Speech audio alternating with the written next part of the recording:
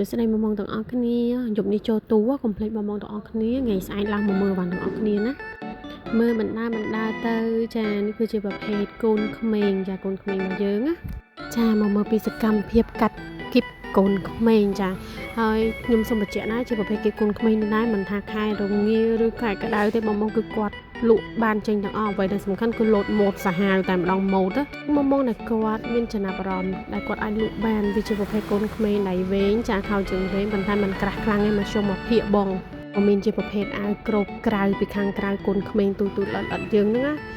អ្វីដែលសំខាន់គឺថាចម្រោះពណ៌ចម្រោះ color មានជាប្រភេទអាវកូនង៉ែតដូចគ្នាឥឡូវយើងអានបុកស៊ីកាត់ព្រឹបឲ្យជូនបងមើលតែម្ដងណាចាកុំឲ្យចាំយូរកាត់ភ្លឹបតែម្ដងទៅណាចាគឺថាភ្ញៀវក៏កាត់ដល់ខ្លួនឯងផ្ទាល់មានបងជាច្រើនគាត់ថាបងអើយបងឯងជួយធ្វើវីដេអូឬក៏បងឯងជួយថតវីដេអូដែលតាក់ទងជាមួយនឹងអីវ៉ាន់ខាងក្នុងដោយសារតែកូនក្មេងបងចេញច្រើនអស់ប៉ុន្តែអត់ដែរថតខាងក្នុងឲ្យមើលឥឡូវខ្ញុំធ្វើវីដេអូដែលថតជាខាងក្នុងជូនបងមើល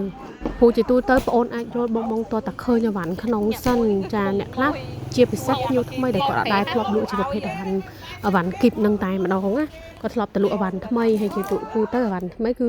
យើងឃើញស្រាប់អញ្ចឹងណាបងជុំវាខុសពីគីបអញ្ចឹងបានខ្ញុំជាយាមដកស្រង់ជាមួយនឹងវីដេអូណាដែលភ្ញៀវគាត់កាត់ផ្ទាល់ចាគឺថាកាត់ភ្លាមគាត់ចេញមកភ្លាមឃើញគុណភាពខាងក្នុងភ្លាមបងហើយបងអូនកាត់នៅចំពោះមុខភ្ញៀវតែម្ដងចាមិនមែនកាត់ខ្លួនឯងហើយឡាយផុសអីទេអត់មានទេបងណាបងឃើញពួកខ្ញុំវីដេអូភាគច្រើនសឹងតែ 90% ហើយគឺភ្ញៀវនៅហ្នឹងកាត់នឹងភ្ញៀវឲ្យឃើញតែម្ដងបងឥឡូវបងឃើញស្រាប់ហើយចាតាក់ទងជាមួយនឹង color ចាគឺខ្ញុំឲ្យអែមតែម្ដងចាហើយជាមានជាប្រភេទអាវម៉ូអាវហូឌីខាងក្នុងបងអាវបែបហ្នឹងអត់ប្រកាន់ជាមួយនឹងរដូវកាលទេបងបើបងដែលគាត់លក់ដាច់ចាគាត់លក់ឡាយនៅតែដាច់ចឹងហើយក៏មានជាប្រភេទអាវកូនថ្ងៃដែរបងហើយអាវនេះគឺជាប្រភេទអាវស្អាតបងអាវគ្របក្រៅចាជាប្រភេទអាវយឺតដៃវែងអាវហូឌីចឹងណាខោហ្នឹងក៏ពាក់កាផ្លេជាមួយនឹងកូនក្មេងដែរបងឃើញជាប្រភេទអាវហូឌីល្អិតទូចេះកាត់មកថ្មីទេបងសឹងថាហូចោលក៏ទុយមើលមានណាក៏មានជាប្រប្រែនក្នុងដូចគ្នាបើសិនជាបងត្រូវការបងអាចមើលបានកាយបានដូចគាត់ចឹងគាត់កាត់ភ្លាមគាត់កាយមើលភ្លាមណាចាហើយក៏មានជាប្រភេទសាច់ស្ដើងដូចគ្នាចានេះមកជុំភាគណាសាច់មកជុំភាគដែលសារតែទីតាំងភ្ញៀវចាទីតាំងម៉ួយទីតាំងភ្ញៀវសំណប់ចិត្តបងខ្ញុំគឺគាត់លក់ជាប្រភេទបែបហ្នឹងគឺទូទៅដាច់បងវាថ្មីវាស្អាតខ្លាំងយូរតែមែនតែនហ្មងណាហើយបើបងក៏ចង់បានជាប្រភេទអាវសាច់ស្ដើងចាខាងឃ្លាំងក៏មានដូចគ្នាចាំបងថាចាចង់បានប្រភេទអាវសាច់ស្ដើងបងដៃខ្លីជើងខ្លីមានហ្មងមានចាមានគ្រប់មុខចូលស្តុបយប់ហ្នឹងហើយអញ្ចឹងតាក់ទងវឺតមកបងដូចខ្ញុំបញ្ជាក់អញ្ចឹងខាងឃ្លាំងខ្ញុំបើសិនជាលក់គ្មានមិនដាច់មិនមែនអស់តែពីឃ្លាំងអញ្ចឹងបងឲ្យមានរ៉ូបមានអីទៀតណាខ្ញុំលាតរ៉ូបឲ្យមើលអានេះអារ៉ូមបែបខូកាំទៅស្ដាងបងខ្ជាក់ទេពាក់នំសិនជាក់ទៅខ្ជូតទេមិនមែនជាប្រភេទបែបរ៉ូប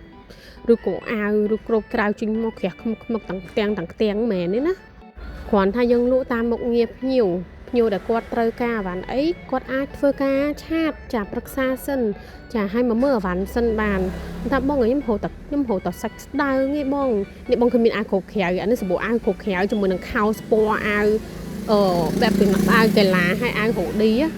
អញ្ចឹងភ្ញៀវគាត់ថាបងខ្ញុំចង់បានជាប្រភេទអាវសាច់ស្ដើងចាមិនអីមិនខាងខ្ញុំមានទាំងអស់ហ្នឹងបងហើយបងថាចាខ្ញុំចង់បានអាវប៉ូឡូក៏មានទៀតបងនិយាយទៅខាងតែខាងឃ្លាំងវាមិនដែរវាមិនដែរថាអត់អវ៉ាន់គឺវាមានសោះសាប់សារពើតែម្ដងអញ្ចឹងណាបងនឹងឲ្យតាក់ទងជាមួយនឹងអាវសច្ចៈកូនក្មេងកាន់តែមានទៀតអូបង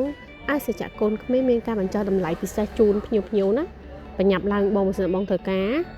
មិនថាខែរងាមិនខែរងាទេបងទិញយកទៅឥឡូវទៅគឺថាចុះសាហាវណាបងណាដល់ខែរងាតម្លៃមួយគឺរៀងឡើងថ្លៃហើយបង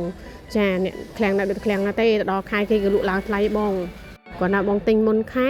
អូខេតម្លៃវាធូរតែលើកនេះខ្ញុំចង់ប្រាប់បងថាជាប្រភេទអាវសច្ចៈកូនក្មេងធូរសាហាវចាឥឡូវជាក់ស្ដែងភ្ញៀវកាត់តែមួយតិចក៏ខ្ជិលមើលច្រើនយ៉ាយកទៅទាំងអស់តែម្ដងទៅដើម្បីកុំឲ្យវាយ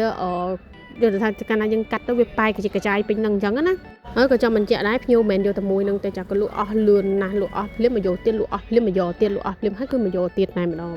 គឺថាច្រើនក្របណាស់អត់រសារតែគាត់ដែរអញ្ចឹងណាបងហើយក៏មានភ្ញៀវផ្សេងទៀតច្រើនគាត់មកយកម្ដង5គ្រាប់ចាអ្នកដែលគាត់យកម្ដង10គ្រាប់ក៏មានពួកនេះចូលស្តុបបានច្រើនណាចូលស្តុបបានច្រើនតែវគ្គនេះចាដែលយប់នេះចូលស្តុបហ្នឹងគឺជាប្រភេទសាច់ស្ដើងចូលស្តុបច្រើនជាងអាប្រភេទនេះហ៎បងណាតែយើងមាន VIP ក៏មាន grade អីក៏មានអរគុណ